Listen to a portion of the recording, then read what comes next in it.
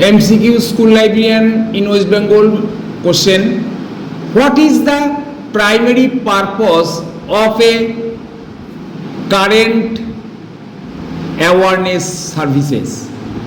তাহলে what is the primary purpose of a current awareness service? Current awareness সার্ভিসের প্রাথমিক উদ্দেশ্য কি? অ্যান্সার হবে providing latest information.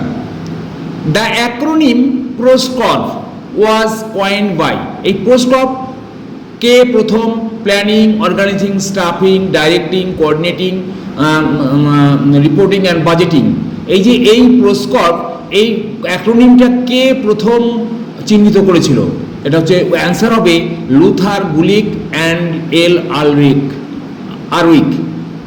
Number 3 question, in the 6th edition of colon classification the phase relation notation E shows। তাহলে আমরা জানি ওখানে আমাদের ফেজ রিলেশনে inter subject phase relation, Intra array phase relation, Intra facet phase relation.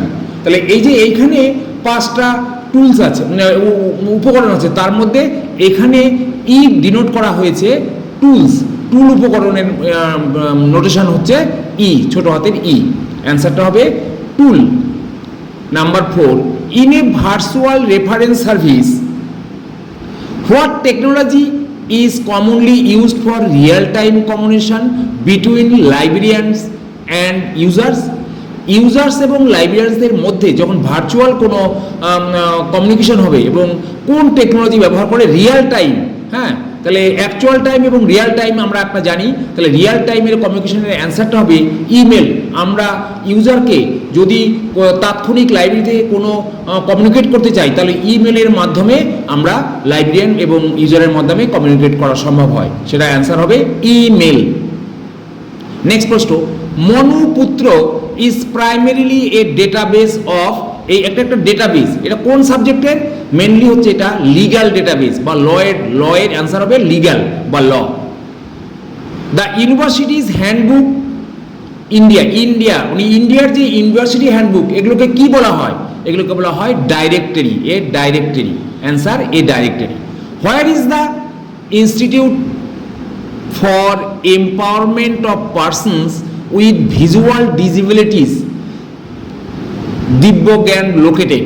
এই যে disable পার্সনদের জন্য কোথায় লাইব্রেরি অবস্থিত? এটা হচ্ছে দেরাদুন। অ্যান্সার হবে Dehradun. Which organisation in India was previously known as the imperial record department? Answer হবে national archives of India, national archives of India answer. Next question, national library week is celebrated each year during dates in India? কোন ডেটে আমরা national library week পালন করি? 14th থেকে 20th November every year. 14th থেকে 20th November national library week পালন করা হয় ভারতবর্ষে। এইবার next question, what is the implication of the 5th law of library science? আমাদের যে 5টা লাইব্রেরি সায়েন্সের ল আছে, সেই লগুলো বিশেষভাবে কোনগুলোর ক্ষেত্রে প্রযোজ্য সেগুলো এখানে একটা কোশ্চেন তুলে দেওয়া হয়েছে যে what is the implication of 5th law of library services? Library সার্ভিসের ক্ষেত্রে 5th ল কোনটা বেশি প্রযোজ্য?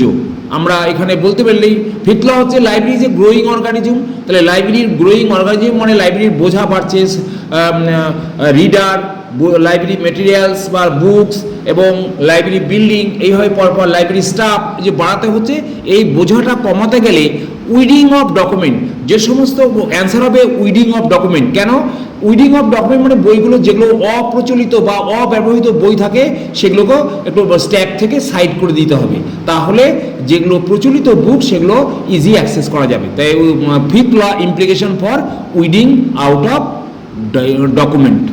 Next question, which reference source are used for getting information about enrollment of students in a university? ইউনিভার্সিটিতে কত স্টুডেন্ট এনরোলমেন্ট বা ভর্তি হয়েছে সেগুলো জানতে গেলে আমরা কোথা থেকে জানতে পারি? আমরা জানতে পারি এর ডাইরেক্টরি, ইউনিভার্সিটি ডাইরেক্টরি থেকে আমরা এই ইনফরমেশনটা পেতে পারি।